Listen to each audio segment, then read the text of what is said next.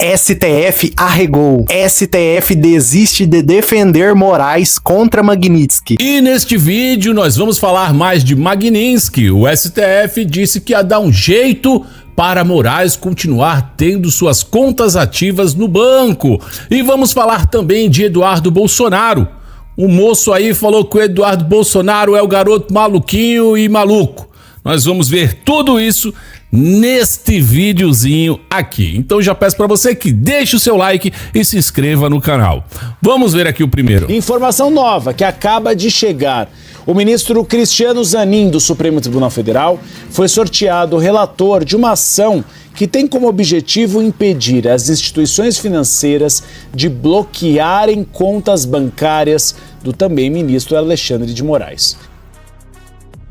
Interessante que essa ação, através dessa ação, já poderia rolar uma Magnitsky para quem pediu, porque para qualquer pessoa que tente ajudar um sancionado, de qualquer forma, essa pessoa também pode entrar na lei Magnitsky, né? E foi o líder do PT que agora, eu esqueci, o Lindenberg Faria que fez esse pedido. E estranhamente, o sorteio do STF, depois da Magnitsky e vistos, né, cancelados, não caiu com o Xandão, né? Sempre cai lá a bolinha no Xandão, mas dessa vez não caiu com o Xandão, estranhamente. Quem chega ao vivo com os detalhes é a nossa repórter Luciana Amaral.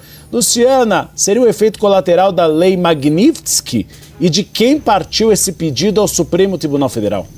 Se eu fosse o Zanin, eu ia ficar muito fulo da vida. Falei, não, eu não quero isso aqui, eu não quero decidir sobre isso. Não, manda pro Moraes. Todo mundo manda tudo pro Moraes, porque eu tenho que julgar isso aqui. Manda pro Moraes. Oi, Uribe, muito boa noite a você, a todos que nos acompanham aqui neste sábado na CNN. É exatamente uma reação à aplicação da lei Magnitsky contra o ministro Alexandre de Moraes. Essa lei que acaba restringindo, bloqueando bens, contas bancárias dos atingidos, no caso, Moraes, nos Estados Unidos. Quem protocolou então esse pedido no Supremo foi o líder do PT na Câmara dos Deputados, Lindenberg Farias.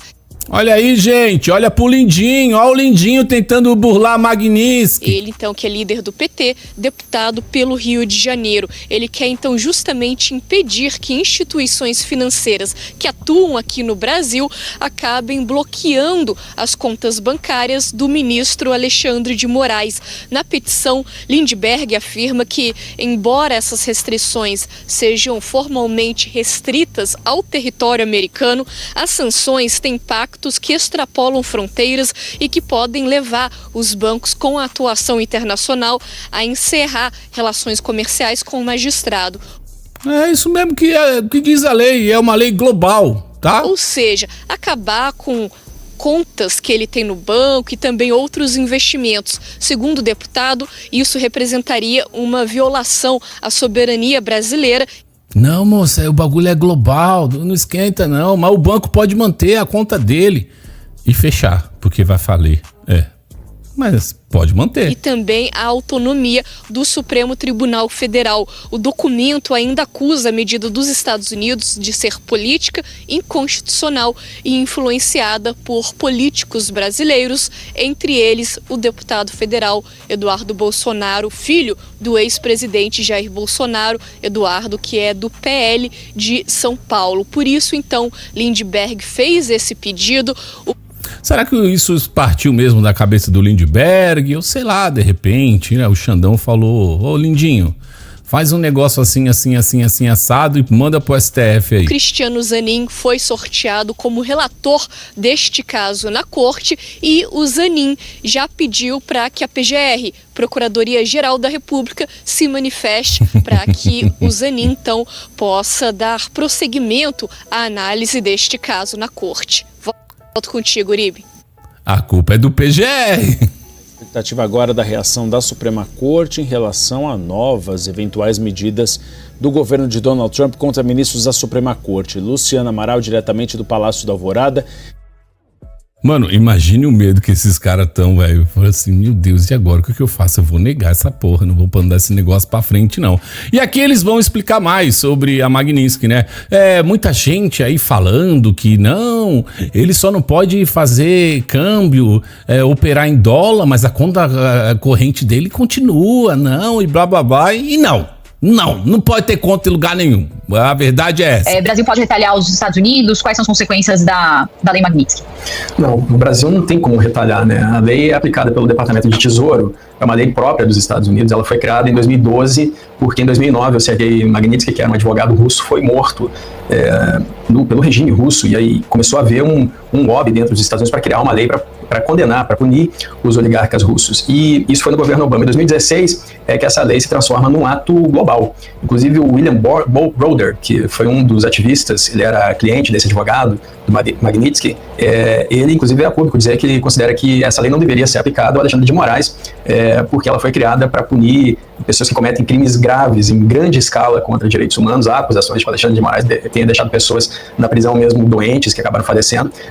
Acabou de deixar o Daniel Silveira, que acabou de ser operado, que precisa fazer fisioterapia, ele mandou de volta, negou, não vai ficar em casa não, você vai ficar com essa perna roxa, doendo, e que granguene, e tem que amputar essa perna, mais ou menos assim. Mas a lei também é aplicada para questões de corrupção em larga escala. Então, o Brasil não tem como retalhar na questão Magnitsky e não pretende retalhar também, pelo menos por enquanto, na questão comercial. O Brasil quer continuar na linha da negociação via empresas privadas, com apoio do Itamaraty, dos governos, tentando falar com quem tem capacidade de influenciar, ou, nas expressões que eu ouço, os adultos na sala que ainda se encontram em Washington, que na avaliação do governo brasileiro são muito poucos e cada vez mais raros. E aqueles que são adultos, muitas vezes, como o Lourival muito bem colocou, não têm poder de decisão, porque a decisão, no final das contas, está lá na Casa Branca com relação a tudo isso.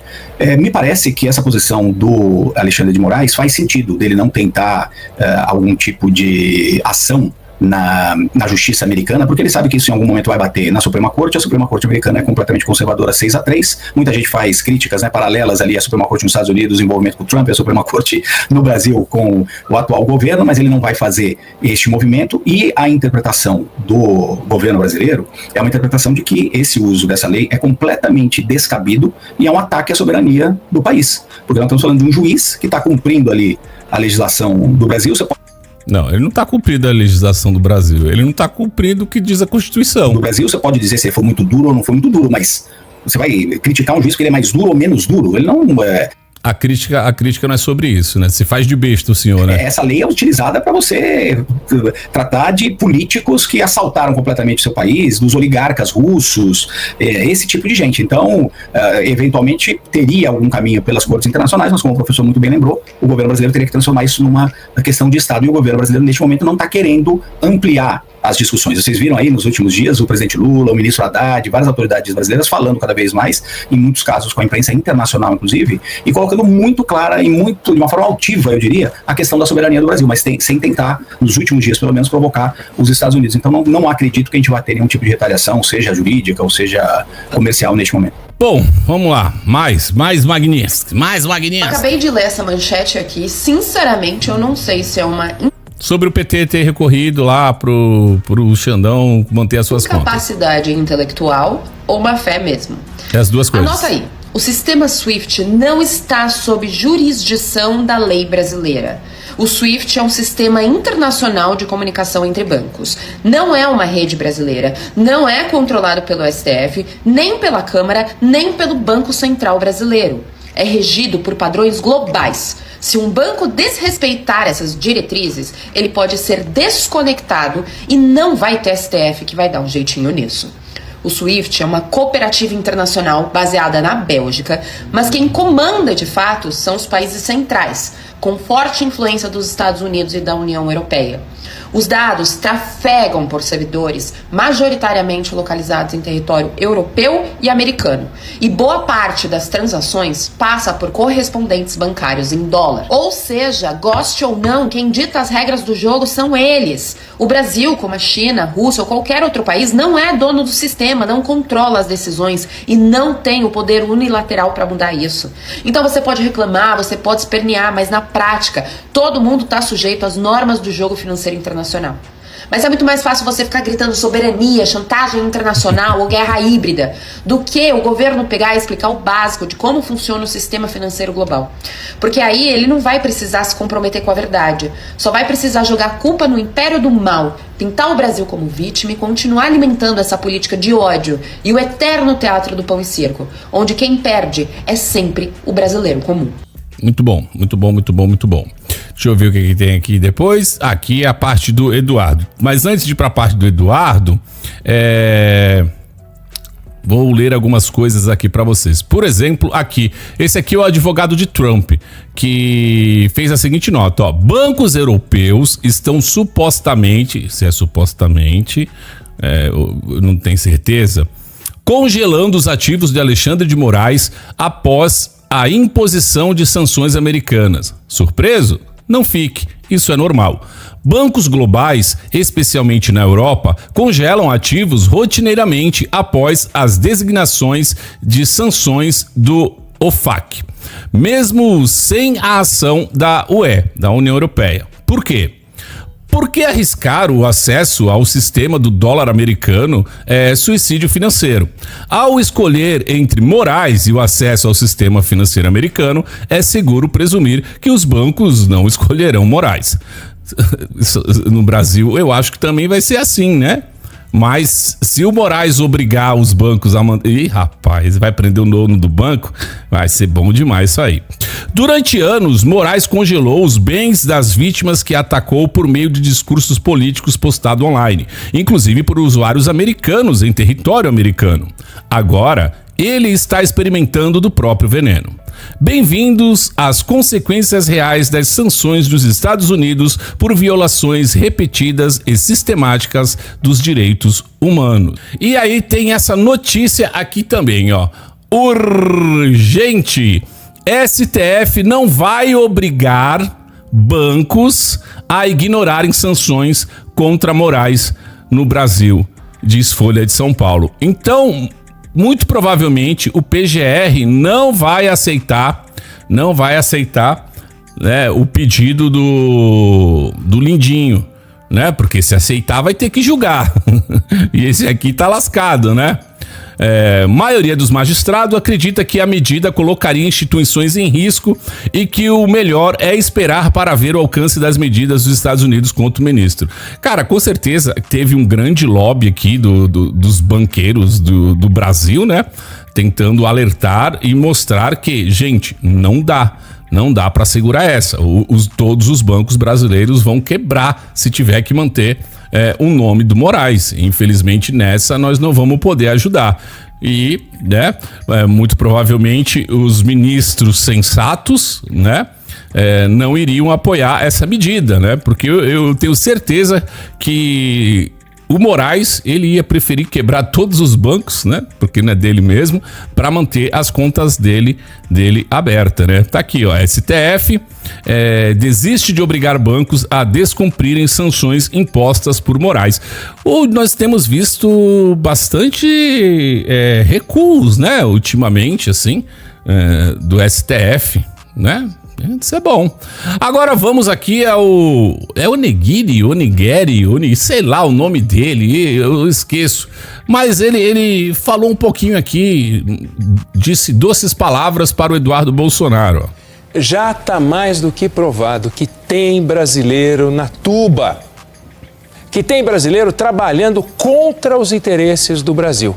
Claro que Donald Trump enxerga em Lula um adversário ideológico, um líder de esquerda, comandando o maior país da América Latina, mas daí a usar o julgamento de Bolsonaro como argumento para enquadrar um ministro da Suprema Corte Brasileira na Lei Magnitsky e sobretaxar a maior parte das exportações brasileiras, vai uma enorme distância.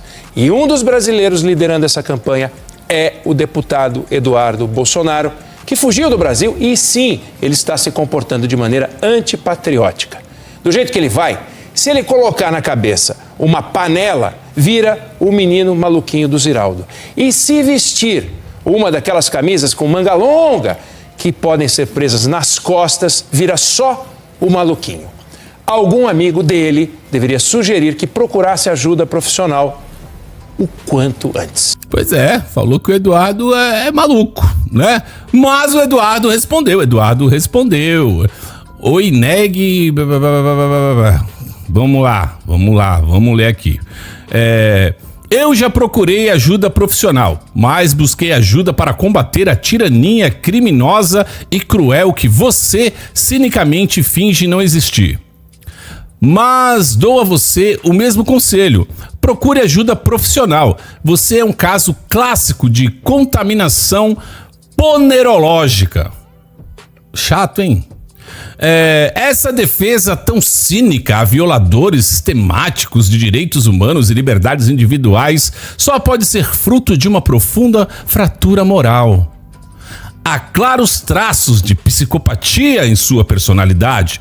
Ninguém pode manipular os aspectos mais básicos da realidade se não estiver profundamente comprometido com toda a crueldade implementada pelo regime de exceção brasileiro.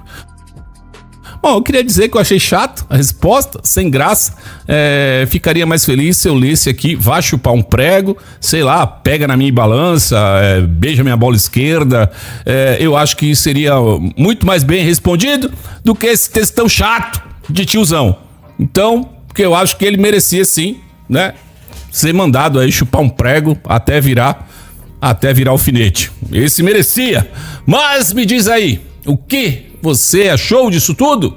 Comenta aqui que eu quero saber, deixa like nesse vídeo, compartilhe suas redes sociais, me siga no @canal conectado lá no Estragão e se inscreva nesse canal se você não for inscrito. Por enquanto é isso e a gente se vê.